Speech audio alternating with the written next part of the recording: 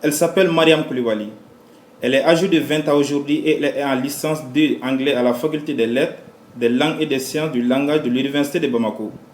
En 2016, elle faisait partie des 6 jeunes inscrits par les lycées au week-end d'écriture EDS dans le cadre du projet Passerelle, d'un rêve à l'autre.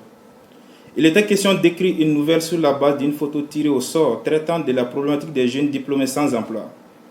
Mariam Koulibaly, alors âgée de 16 ans, était en classe de terminale langue et littérature au lycée Clévy de Doumanzana.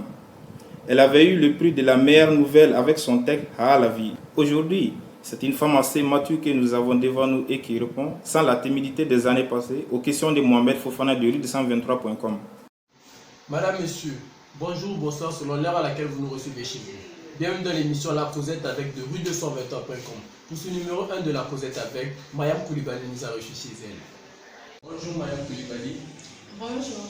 Présentez-vous à rue223.com. Alors moi je me présente Mariam Koulibaly, je suis étudiante, je suis en licence 2, je fais anglais, j'habite à Doumanzana. Je me souviens bien de la rencontre avec le gars Ivanana, soit l'échec à midi. Et ensuite je me rappelle de cette tournée dans les différentes écoles. Premièrement, l'inspiration m'est venue à travers la photo que j'ai tirée au sort. Ensuite, vu que c'est une histoire imaginaire, mais que ça reflète sur la vie réelle, donc du coup, je me suis inspirée sur la souffrance des jeunes Africains qui n'arrivent pas convenablement à réaliser leurs rêves. Si je me considère comme une écrivaine, alors je dirais non. Peut-être dans les jours à venir, car on ne sait jamais. Ce projet m'a donné un plus. Le projet m'a donné une formation de plus. Car au début, je ne pensais pas pouvoir écrire une histoire un jour. À plus forte raison, écrire une histoire à partir d'une photo. Ce projet m'a donné une assurance au fait. Mes auteurs préférés sont Amadou Ampateba, Aimé Césaire, Seydi Badjanville. Le dernier livre que j'ai lu est Rêve baiser de Soalé Cheikh Amidou. Alors ce livre nous parle des difficultés de la vie, les coups durs. Le féminisme, alors ce que je pense sur le féminisme, tout d'abord le féminisme, c'est une condition que les femmes doivent avoir les mêmes droits que les hommes. Le féminisme, c'est en fait dire non au traitement de discrimination qui existe entre les hommes et les femmes. Je ne me considère pas comme une féministe, mais je dirais que le féminisme, c'est pour une bonne cause, c'est une cause noble. Parce que la femme a un grand rôle dans la société. Parce que l'autonomisation de la femme est un facteur indispensable pour le progrès.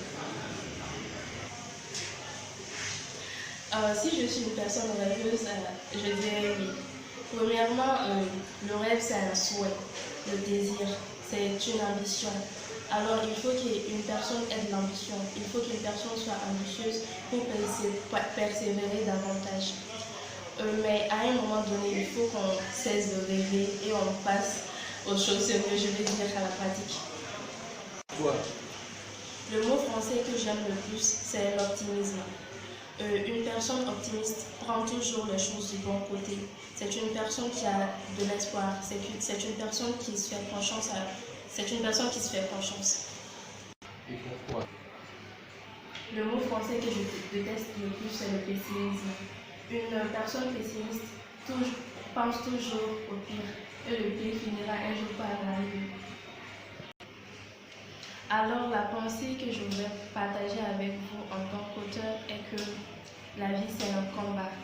La vie elle est parsemée de preuves dures. Elle est faite de hauts et de bas. Mais il faudrait qu'on se mette dans la tête que rien n'est impossible dans la vie. Il faut qu'on se batte pour ce que l'on veut. Et à force d'y croire, on va y parvenir. Heureusement, malgré mon amour pour le football, je n'avais pas abandonné l'école.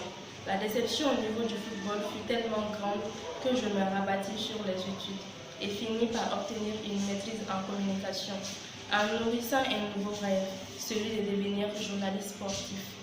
Je fis des stages dans des stations de radio privées de Bamako, telles que les radios Djekafo et Clédo. Malheureusement, je faillis être stagiaire de carrière, aucune d'entre elles n'ayant voulu m'embaucher. Boubacar finit l'école de médecine, comme il s'était promis, Il ouvrit la clinique Djigia. Parallèlement, il créa une association de lutte contre la fistule obstétricale et une fondation pour les victimes de la même maladie. Cheikh lui grossit le lot des sans-emploi. Après avoir lui aussi fait plusieurs stages et participé sans succès à de multiples concours d'entrée à la fonction publique.